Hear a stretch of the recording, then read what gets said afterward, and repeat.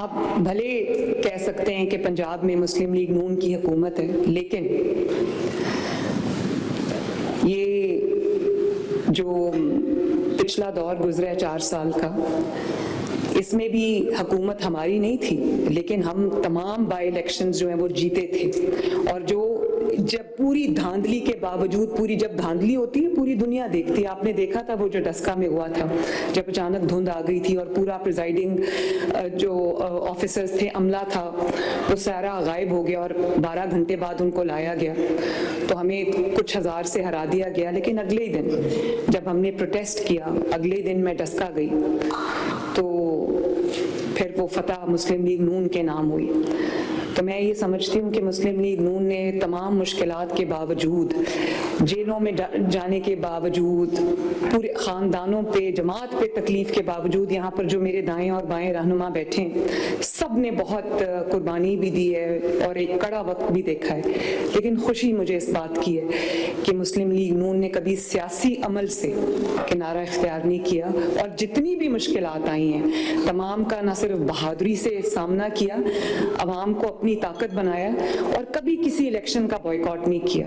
और इलेक्शन का बॉयकॉट इन्होंने भी नहीं किया। मैं दोबारा आज ये बात कहना चाहती हूँ कि हर जगह, यहाँ पर मेरे सामने तमाम कैंडिडेट्स बैठे हैं, हर जगह इन्होंने अपने कैंडिडेट्स खड़े किए,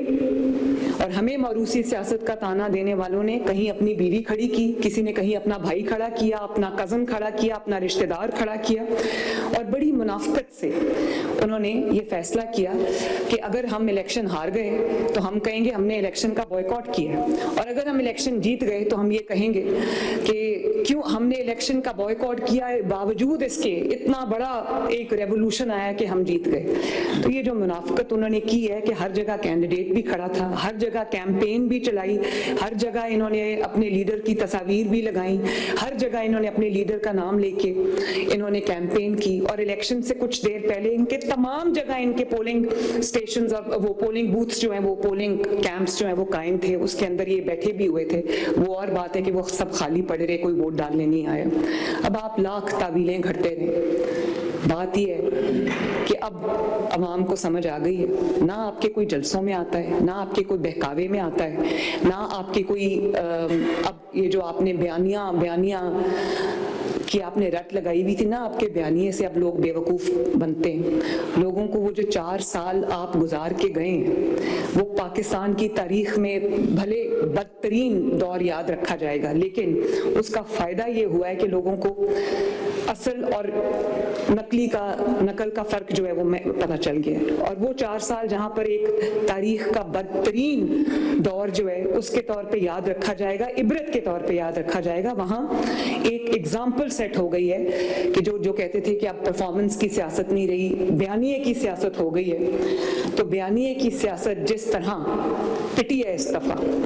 वो कितनी देर बयानिया चल जाता है कि कोई चोर है, कोई डाकू है, बदतमीजी करो, जलसे में आवाजें लगाओ, लोगों को गिरेबान पकड़ो, ये गिरेबान पकड़ के घसीट दो, फलाना चोर है, फलाना डाकू है। और उन 4 सालों में जिस तरह सियासत को दागदार किया गया, जिस तरह सियासत को जाती दुश्मनी में तब्दील किया गया, उसके गहरे असरात हैं हमारे माशरत के ऊपर, हमारी सोसाइटी के ऊपर। उससे बाहर आते आते भी लोगों को टाइम लग जाएगा। इसलिए जो खुद वो 4 साल में कर चुके हैं, आज वो उस चीज का अगर शिकवा करते हैं तो उस बात की ना कोई वक़्त है, ना कोई अहमियत है, और ना ही उस पर कोई सीरियसली कान धरता है। उसकी वजह ये है कि अभी चंद साल पहले आपने जो लोगों के साथ किया था, आज आप उसका रोना रोएंगे तो कोई नहीं सुनेगा आपकी बात। ये जो तमाम एक जिसको कहते हैं कि रवायत आपने सियासत में डाली है, ये हमें उसी दिन पता था कि it will come to haunt you, and it is haunting you now. तो मुझे खुशी इस बात की है कि अल्लाह ताला के फजल से जो नैरेटिव है वो बदतमीजी, बदतहजीबी, गाली गलोच, ख़वातीन को आवाज़ें कसने, ख़वातीन की बेहुरमती करने, लोगों के घरों की सियासत करने, लोगों को गाली देने से, शोर शराबा, फितना, फसाद, दंगा, लड़ाई, उससे जो नैरेटिव है वो अल्हम्दुलिल्लाह परफॉर्मेंस के ऊपर वापस शिफ्ट हुआ है। और आप बॉयकॉट करें या आप कुछ भी करें, जब जेन्युइनली लोगों की ताकत होती है, उसको ना कोई बॉयकॉट रोक सकता है, ना कोई जुल्म रोक सकता है, ना कोई और चीज रोक सकती है, ना कोई कर्फ्यू रोक सकता है। तो ये लोगों को इस बात का एहसास हो गया है कि उनकी बका, इस मुल्क की तरक्की, लोगों की बेहतरी जो है वो इसी चीज में है कि मुल्क चलता रहे, मुल्क तरक्की करता रहे, और जो हुक्मरान हैं वो सिर्फ हुक्मरान बन के ना बैठा रहे, वो बदलियत की सियासत ना करते रहे, वो तरक्की के लिए दिन रात मेहनत करें, वो आवाम के लिए सोचें, आवाम के लिए परफॉर्म करें। एक बात मैं और कहना चाहती हूँ, क्योंकि यहाँ पर आज PMLN के सीनियर्स भी मौजूद हैं, पुराने लोग मौजूद हैं जो जनरेशन से मुस्लिम लीग नून के साथ हैं, मुझे नजर आ रहे हैं माशाल्लाह। तो मैं एक बात जिसको मैं अक्सर सोचती हूँ, लेकिन आज शायद मैं पहली बार करने लगी हूँ, और वो ये कि जो खिदमत है वो इतनी आसानी से ना मिटाई जा सकती है, ना भुलाई जा सकती है। और अगर आप गौर करें, अगर मैं गलत हूं तो मुझे करेक्ट करें, लेकिन हम सब ना सिर्फ सियासत के तालिब इल्म हैं बल्कि तारीख के तालिब इल्म हैं। पिछले 40 साल में कोई एक ऐसा सियासी रहनुमा, कोई एक ऐसा सियासी लीडर, कोई एक ऐसा सियासतदान जिसने 40 साल से ना सिर्फ ये कि वो सरवाइव कर रहे हैं, बल्कि जो तारीख की बदतरीन साजिशें वो उनके खिलाफ हुई हैं। 3 दफा अल्लाह ताला ने इक़्तिदार किया, वाहिद पॉलिटिशियन पाकिस्तान का, वाहिद सियासी रहनुमा पाकिस्तान का, वाहिद लीडर सियासी पाकिस्तान का, जिसको अल्लाह ताला ने 3 दफा प्राइम मिनिस्टर बनाया।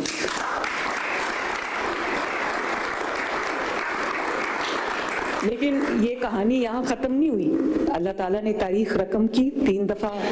कोई प्राइम मिनिस्टर नहीं बना पाकिस्तान के 25 करोड़ अवाम से, पहला शख्स है। लेकिन 3 दफा साजिश करके उनको निकाला गया। ये एक वाहिद लीडर है जो 3 दफा प्राइम मिनिस्टर बने, 3 दफा साजिश से बाहर निकले। हर दफा हर किसी ने ये क्लेम किया, साजिशियों का हर दफा एक नया ग्रुप आ जाता है, उसका ताल्लुक कुछ हाथ मिला लेते हैं, कुछ नया ग्रुप एक इमर्ज कर जाता है, और हर दफा वो ग्रुप आके उसने एक ही दावा किया। मुशर्रफ से लेकर अब तक जनरल फैज तक सबने एक ही दावा किया। उन्होंने कहा कि ये नवाज शरीफ, बल्कि अल्फाज थे मुशर्रफ के कि नवाज शरीफ इज हिस्ट्री, कि ना, और हर दौर में, साजिशियों के दौर में आप सुनते आए हैं कि नवाज शरीफ की सियासत खत्म हो गई, नवाज शरीफ तारीख का हिस्सा बन गया, नवाज शरीफ की सियासत हमने खत्म कर दी। इमरान खान ने भी यही क्लेम्स किए थे। आज आप देखें 40 साल में वो पहला रहनुमा है, पहला सियासी लीडर है अल्लाह ताला के फजल से, जो आज भी तारीख रकम कर रहा है। प्राइम मिनिस्टर शहबाज शरीफ उनके भाई हैं, मरियम नवाज उनकी बेटी है, लेकिन हुकूमत नवाज शरीफ की है।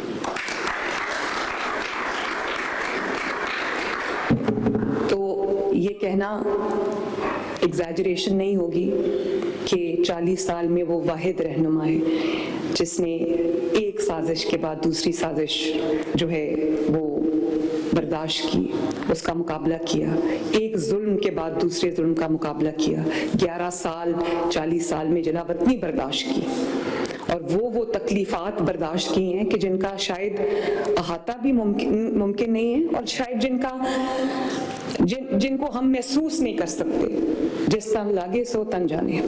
लेकिन आज भी अल्लाह ताला के फजल से पूरी आबो ताब के साथ खड़ा है, और इस मुल्क का प्रेजेंट भी वो है, पास्ट भी वो है, इंशाल्लाह फ्यूचर भी वो है। और ये मैं इसलिए नहीं कह रही कि ये मेरे वालिद हैं, मैं एक तारीख के तालिब इल्म के तौर पे मैं ये बात कर रही हूँ। और जिन्होंने ये दावे किए, 40 साल से ये दावे होते आ रहे हैं कि नवाज शरीफ की सियासत खत्म है, नवाज शरीफ के जो है हमने ही इज हिस्ट्री, तो आज तुम्हारा जिक्र भी ना होगा दास्तानों में। आज वो तारीख के किस कूड़ेदान में पड़े हैं, तारीख के किस किताब में बंद पड़े हैं, हम नहीं जानते। जिसके बारे में वो ये कहते थे वो ये आपके सामने बैठे हैं अल्लाह ताला के फजल से। उसकी एक वजह है, उसकी वजह ये है कि नैरेटिव अपना कभी इस बात पे बिल्ड नहीं किया कि फलां चोर है, फलां डाकू है, उसकी बेटी को उठा लो, उसकी बहन को उठा लो, जेल में बंद कर दो, जुल्म के पहाड़ तोड़ दो। अपना नैरेटिव बिल्ड किया तो वो खिदमत के ऊपर किया, मेहनत के ऊपर किया। आज भले लोग हमें ताना देते हैं कि मरूसी सियासत का, लेकिन विरासत में क्या सिखाया? और विरासत सिर्फ बच्चों को पास ऑन नहीं हुई, भाई को नहीं मिली, सब उसके जो सबके हिस्से में वो आया। क्या किया? काम सिखाया। आज आप भले कहें कि शहबाज शरीफ साहब मुझसे आगे चले गए हैं, मरियम अच्छा काम कर रही है, लेकिन वो काम हमने किससे सीखा है? वो काम हमने नवाज शरीफ से सीखा है। और आज भी बिला नागा रोज जब मैं घर जाती हूँ या घर से निकलने लगती हूँ तो मैं सलाम करती हूँ जाके, तो यही कहते हैं, बेटा अपनी नीयत को नेक रखो, अपनी नीयत को के अंदर जो खुदनुमाई मत आने दो, अवाम के अंदर जाओ, अवाम की खिदमत करो, उनकी जो रोटी है, उनकी जो रोजमर्रा की जरूरियात हैं, उनकी कीमतों को कंट्रोल करो। हर रोज ये बात करते हैं, हर रोज, और हर रोज मेरे दिमाग में ये बात जो है वो बहुत ये पक्की होती जा रही है। तो हमने विरासत में गाली देनी नहीं सीखी, हमने विरासत में बदतमीजी करनी नहीं सीखी, हमने विरासत में बदतहजीबी नहीं सीखी, हमने विरासत में खवातीन को आवाजें कसना नहीं सीखा, हमने विरासत में इंतकाम लेना नहीं सीखा, हमें विरासत में नाअहली और नालायकी नहीं मिली, हमें विरासत में मेहनत मिली है, हमें विरासत में इज्जत और एहतराम करना सिखाया गया है, हमें विरासत में